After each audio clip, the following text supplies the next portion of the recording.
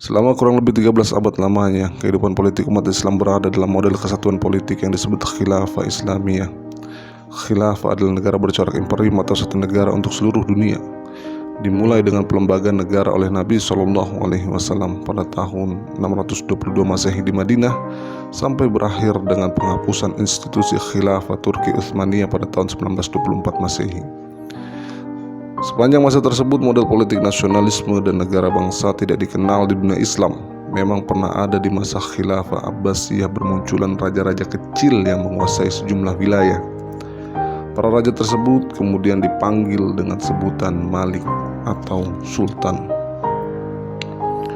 Beberapa contoh diantaranya Imaduddin Zangki dan anaknya Nuruddin Zangki yang menguasai wilayah Aleppo, Salahuddin Al-Ayyubi dan Bani Ayyubiyah yang menguasai Syam dan Mesir, dan Bani Utsman yang menguasai Sogud. Semuanya memiliki angkatan militer dan kekuasaan untuk mengatur wilayahnya, tapi itu sifatnya semi-mandiri atau otonomi khusus, di mana para raja kecil tersebut tetap berbaiat kepada negara induk yaitu Khilafah Abbasiyah. Di Nusantara sendiri tercatat dalam sejarah terdapat Kesultanan Aceh dan Kesultanan Mataram Jawa yang pernah berbaiat dan meminta pengakuan dari Khilafah Utsmaniyah. Dari contoh-contoh tersebut di dunia Islam, baik di Nusantara maupun di luar Nusantara, tidak ditemukan ciri nasionalisme dan negara bangsa seperti di abad modern ini.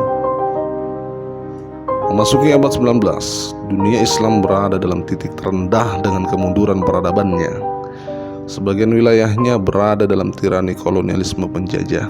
Kalaupun ada sebagian negeri Islam yang secara kasat mata tidak terjajah, tapi secara politik tetap berada di bawah intervensi asing. Keadaan umat Islam jauh terpuruk dibandingkan saat dulu di masa kejayaannya.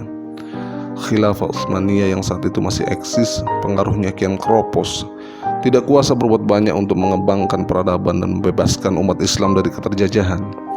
Politik kolonialisme Eropa praktis tidak memiliki lawan yang berarti. Hal ini memicu munculnya 3 kelompok pemikir dalam masyarakat Islam.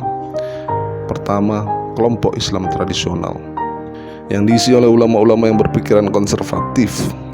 Kelompok ini di satu sisi beranggapan pintu ijtihad tertutup dan berusaha menolak segala bentuk nilai dan corak barat karena dianggap mengancam identitas keislamannya. Tapi di sisi lainnya tidak mampu mengeluarkan inovasi pemikiran untuk kemajuan umat Islam.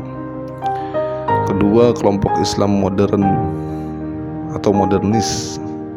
Kelompok yang merasa kemunduran umat Islam diakibatkan oleh kekolotan ulama dan masyarakat Islam dalam menghadapi perubahan zaman.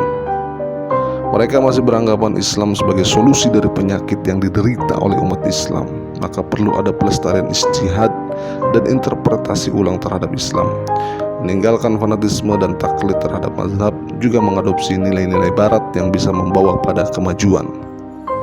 Ketiga, kelompok nasionalis sekuler atau pan-Arabisme yang terpukau dengan kemajuan yang diraih barat. Mereka melihat kemajuan barat dikarenakan mampu memisahkan secara tegas antara urusan agama dan politik. Mereka mendorong masyarakat untuk mengadopsi semua hal dari barat, politik, pendidikan, hukum, ekonomi, begitu juga dengan budaya masyarakatnya. Selanjutnya pembahasan akan difokuskan pada kelompok kedua, yaitu kelompok Islam modernis, terkait pengertian peran dari beberapa tokohnya yang pemikirannya kemudian diadopsi oleh para tokoh pemikir dan ulama di Melayu Indonesia.